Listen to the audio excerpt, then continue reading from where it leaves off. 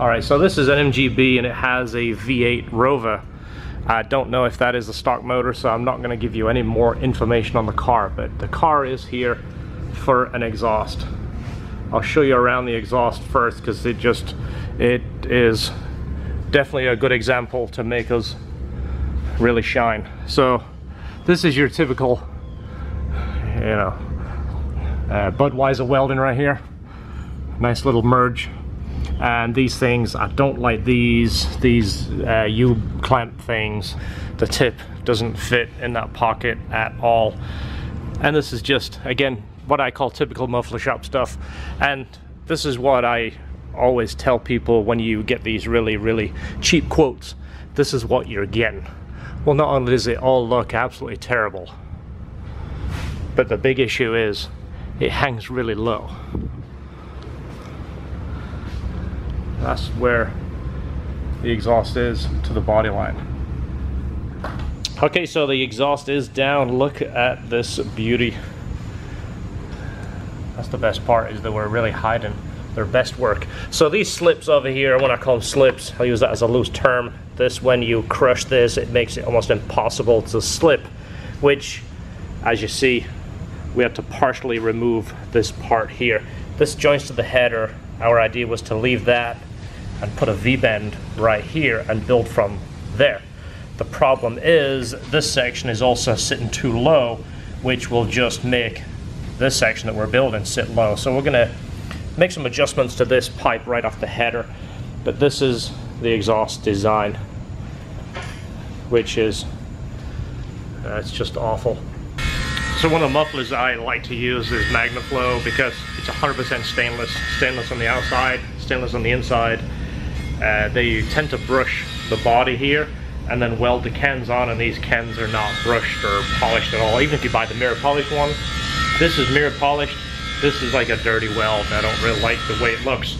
Also, this has like a big slip-on piece, and it's designed so you put a piece of pipe in there and either clamp it or weld it. I don't like that look either, so we tend to cut these down so it's the exact size of the pipe that we're using, then put a nice weld on there, and there's no change in diameter. That way it stays smooth through here. So I'm going to go ahead and finish brushing this a little bit more and brush the end. Just see it's kind of like heated from the weld. I'm going to go ahead and brush it.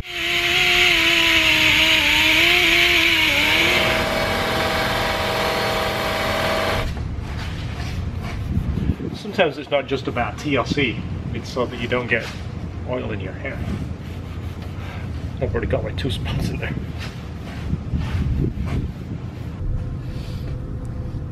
Yeah, so a V-bend off there, and that lines up pretty good. So how close is this side? You just tack the V-bend on just to get a preliminary idea. So we need to shorten that pipe, bring that side up. It looks about 2 inches. That's quite a drastic difference, isn't it?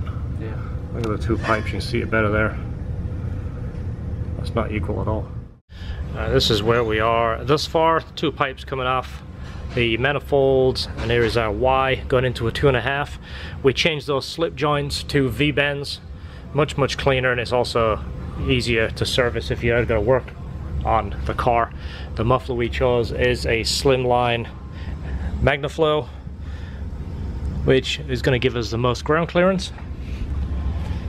We are going to come out of that MagnaFlow into a 6-inch round muffler, actually 5-inch round muffler, and then out to the tip. We're changing the tip so it suits the car a little bit better and it doesn't hang as low. But so far,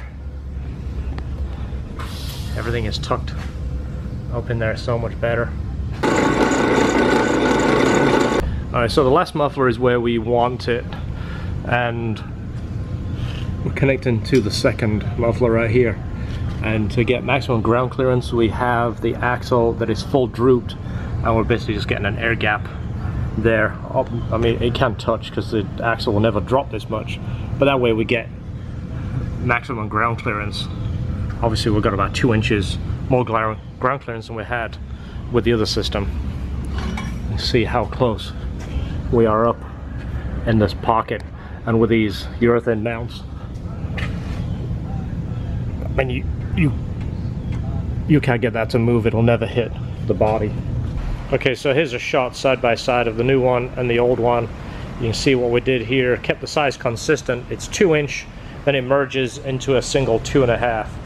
Keep in mind this car doesn't make a ton of horsepower, so we don't need any piping larger than that.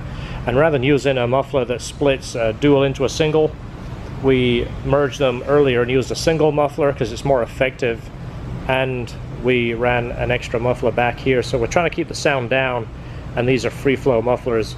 This one over here is a chambered muffler.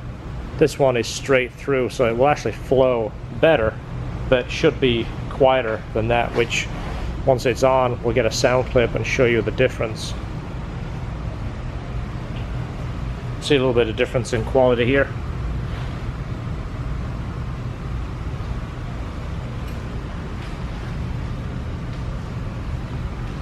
So we get asked all the time, how much is the exhaust? How much is it for a custom exhaust? Is it worth it? We've said this before.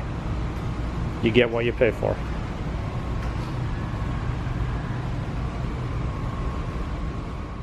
So the only thing left is to see what it sounds like.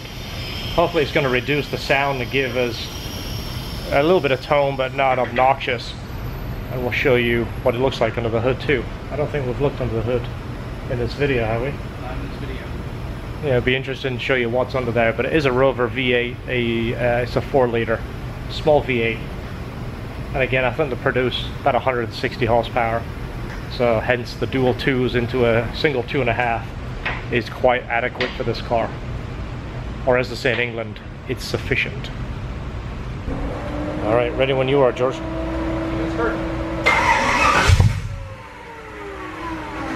Next one.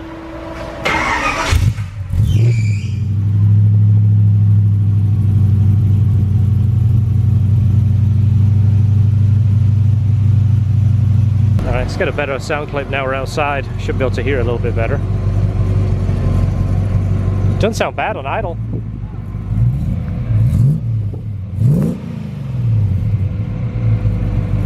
Yeah, it's got a pretty smooth tone.